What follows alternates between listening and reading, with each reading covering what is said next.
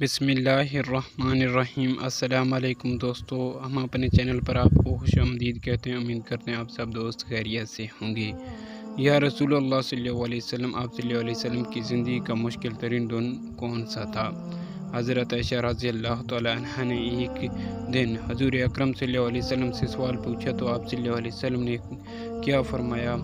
वालदा ने 7 दिन दूध पिलाया, 8वें दिन दुश्मन इस्लाम अबू लहब की कानिज़ सोबिया को ये एजाज़ हासिल हुआ। सोबिया ने दूध भी पिलाया और देखभाल भी की। ये चंद दिन की देखभाल थी, ये चंद दिन का दूध था, लेकिन हमारे रसूलुल्लाह सल्लल्लाहु अलैहि वसल्लम ने इस एहसान को पूरी ज़िंदगी याद रखा। मक्का का दौर था तो सोबिया को मेरी माँ कहकर पुकारते थे।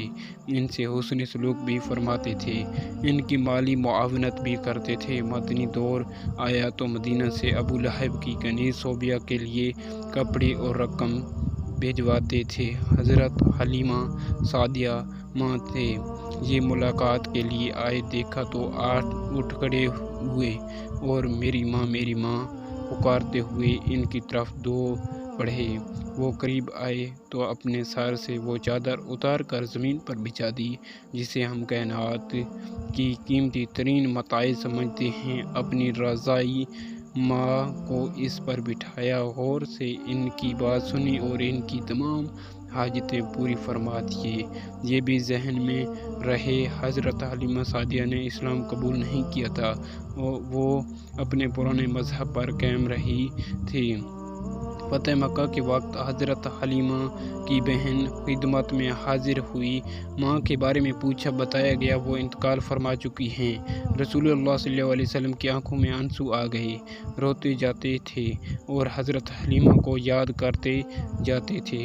रज़ाई खाला को लिबास सवारी और सो दरहम अनायत किए। रज़ाई बहन शमा ग़ज़वे हुनैन के कैदियों में शरीक थी। पता चला तो उन्हें बुलाया, अपनी चादर बिछाकर बिठाया, अपने यहाँ क़याम की दावत दी। हज़रत शमा ने अपने कबीले में वापस जाने की ख्वाहिश ज़ाहिर की। रज़ाई बहन को गुलाम लौंडी और बकरियां देकर रुखसत कर दिया। ये बात आज इस्लाम ले आए, ये है शरीयत। जंग बदर के कैदियों में पढ़ने लिखे कुफार भी शामिल थे। इन काफिरों को मुसलमानों को पढ़ाने लिखाने और सिखाने के उज़ रहा किया गया। हज़रत ज़ैद बिन साबित रज़ियल्लाहु तआला अन्हु को इब्रानी सीखने का हुक्म दिया। आप रज़ियल्लाहु तआला अन्हु ने इब्रानी ज़बान सीखी और ये इस ज़बान में यहूदियों से ख़त व किताबत करते रहे।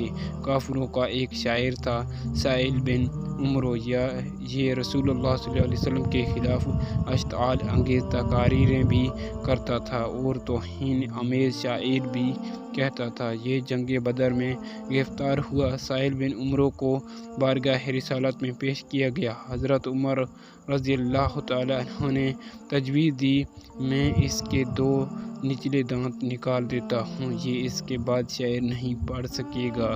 तड़प कर फरमाया, मैं अगर इसकी अज़ा बिगाड़ूंगा तो अल्लाह मेरी अज़ा बिगाड़ देगा। साहिल बिन उमर ने नरमी का दरिया बहते देखा तो अर्ज़ किया, मुझे फ़दिया के बगैर रहा कर दिया जाएगा। इससे पूछा गया क्यों? साहिल बिन उमर ने जवाब दिया, मेरी 5 बेटियां हैं, मेरे अलावा इनका कोई सहारा नहीं। रसूलुल्लाह सल्लल्लाहु अलैहि वसल्लम ने साहिल बिन उमर को इसी वक्त रहा कर दिया। यहाँ आप ये भी जहन में रखिए, साहिल बिन उमर शायर भी था और गुस्ताख़ी रसूल भी, लेकिन रहमतुल लिल आलमीन सल्लल्लाहु अलैहि वसल्लम की गैरत ने गवारा न किया। ये 5 बच्चियों के कफ़ील को कैद में रखे या फिर इसके 2 दांत तोड़ दे। ये है शरीयत। ग़ज़वे खंदक का वाक़या मुलाहिज़ा कीजिए। उमर बिन अब्दूद मुशरिक भी था, जालिम भी और कुफार की तरफ से मदीना पर हमला आवर भी। जंग के दौरान उमर बिन अब्दूद मारा गया। इसकी लाश तड़प कर खंदक में गिर गई। कुफार इसकी लाश निकालना चाहते थे, लेकिन उन्हें खतरा था मुसलमान इन पर तीर बरसा देंगे।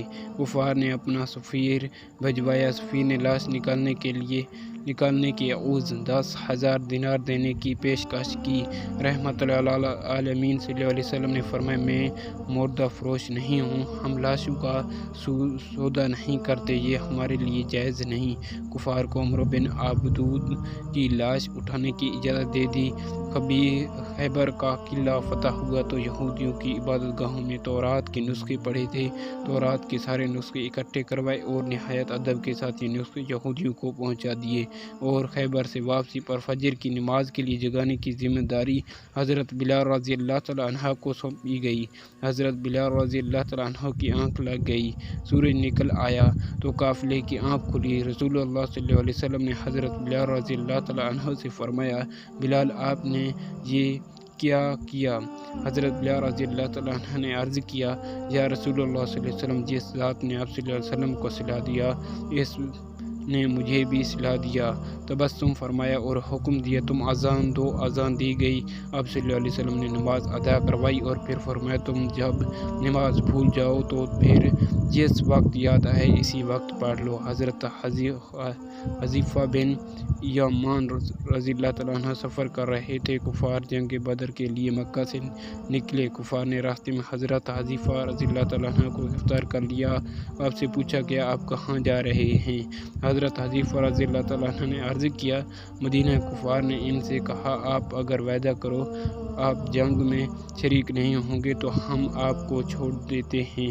حضرت حذیفہ رضی اللہ تعالیٰ عنہ نے وعدہ کر لیا۔ یہ اس کے بعد سیدھے مسلمانوں کے لشکر میں پہنچ گئے۔ مسلمانوں کے اس وقت مجاہدین کی ضرورت بھی تھی، جانوروں کی بھی اور ہتھیاروں کی بھی، لیکن جب حضرت حذیفہ رضی اللہ تعالیٰ عنہ نے وعدے کے بارے میں علم ہوا تو مدینہ بھیجوا دیا گیا اور فرمایا ہم کافروں سے معاہدے پورے کرتے ہیں اور ان کے مقابلے میں صرف اللہ تعالیٰ سے مدد چاہتے ہیں۔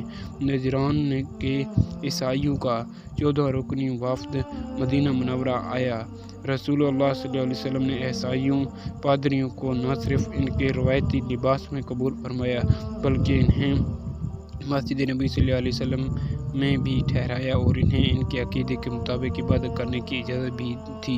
یہ عیسائی وفد جتنا عرصہ مدینہ میں رہا یہ مسجد نبی صلی اللہ علیہ وسلم میں مقیم رہا اور مشرق کی طرف منہ کر کے عبادت کرتا رہا۔ ایک مسلمان نے کسی اہل کتاب کو قتل کر دیا، آپ صلی اللہ علیہ وسلم نے مسلمان کے خلاف فیصلہ دیا اور یہ مسلمان قتل کے جرم میں قتل کر دیا گیا۔ حضرت سعد بن عبادہ رضی اللہ تعالیٰ عنہ نے فتح مکہ کے وقت مدنی ریاست کا جھنڈا اٹھا رکھا تھا۔ یہ مکہ میں داخل ہوتے وقت جذباتی ہو گئے اور انہوں نے حضرت ابو سفیان رضی اللہ تعالیٰ عنہ سے فرمایا آج لڑائی کا دن ہے، آج کفار سے جی بھر کر انتقام لیا جائے گا۔ رحمت للعالمین صلی اللہ علیہ وسلم نے سنا تو ناراض ہو گئے، ان کے ہاتھ سے جھنڈا لیا اور ان کے بیٹے قیس رضی اللہ تعالیٰ عنہ کے سپرد کیا اور فرمایا نہیں آج لڑائی نہیں، رحمت اور معاف کرنے کا دن ہے۔ مدینہ میں تھے تو مکہ میں قحط پڑ گیا، مدینہ سے رقم جمع کی، خوراک اور کپڑے اکٹھے کیے اور یہ سامان مکہ بھجوا دیا اور ساتھ ہی اپنے اتحادی قبائل کو ہدایت کی مکہ کے لوگوں پر برا وقت ہے، آپ لوگ ان سے تجارت ختم نہ کریں۔ مدینہ کے یہودی اکثر مسلمانوں سے یہ باعث چھیڑ دیتے تھے نبی اکرم صلی اللہ علیہ وسلم فضیلت میں بلند ہیں یا حضرت موسیٰ علیہ السلام۔ یہ معاملہ جب بھی دربار رسالت میں پیش ہوتا رسول اللہ صلی اللہ علیہ وسلم مسلمانوں سے فرماتے آپ لوگ اس بحث سے پرہیز کیا کریں۔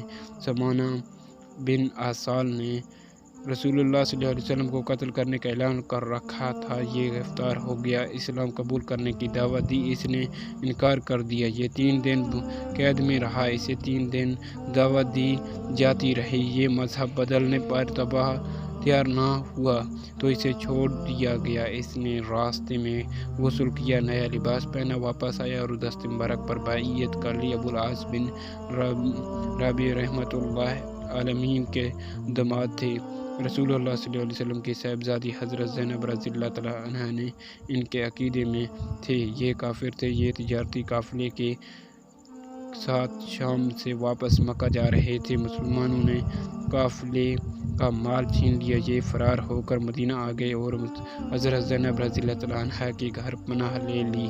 साहबजादी मशावरे के लिए बारगाह रिसालत में पेश हो गए। रसूलुल्लाह सल्लल्लाहु अलैहि वसल्लम ने फरमाया, अबुल आस की रहाइश का अच्छा बंदोबस्त करो, मगर वो तुम्हारे करीब ना आए, क्योंकि तुम इसके लिए हिलाल नहीं हो। हज़रत ज़ैनब रज़ियल्लाहु तआला अन्हा ने अर्ज़ किया, अबुल आस अपना माल वापस लेने आया है।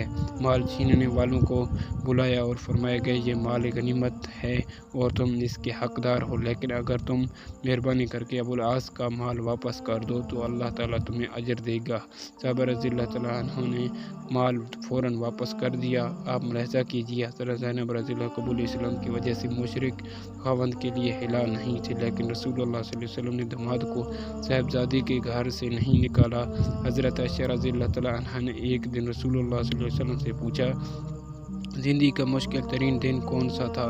फरमाया, वो दिन जब मैं तवाइफ गया और अब्दिया लाइल ने शहर के बच्चे जमा करके मुझ पर पत्थर बरसाए। मैं इस दिन की सख्ती नहीं भूल सकता। अब्दिया लाइल तवाइफ का सरदार था। इसने रसूलुल्लाह सल्लल्लाहु अलैहि वसल्लम पर इतना जुल्म किया था कि अल्लाह ताला की रहमत भी जलाल में आ गई।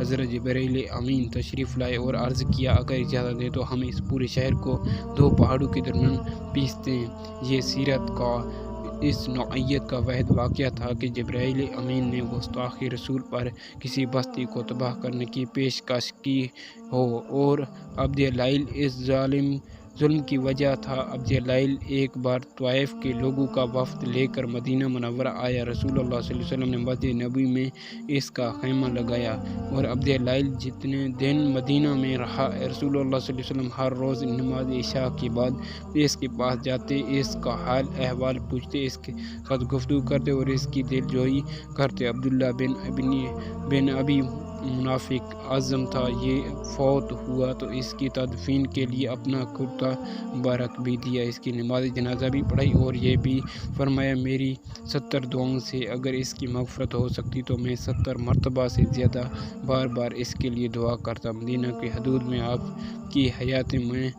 9 मस्जिदें तामीर हुए। आप सल्लल्लाहु अलैहि वसल्लम ने फरमाया, तुम अगर कहीं मस्जिद देखो या अज़ान की आवाज़ सुनो तो वहीं किसी शख्स को कत्ल ना करो। एक सहाबी रज़ियल्लाहु तआला अन्हु ने अर्ज़ किया, या रसूलुल्लाह सल्लल्लाहु अलैहि वसल्लम मुझे कोई नसीहत फरमाएं। जवाब दिया, गुस्सा ना करो।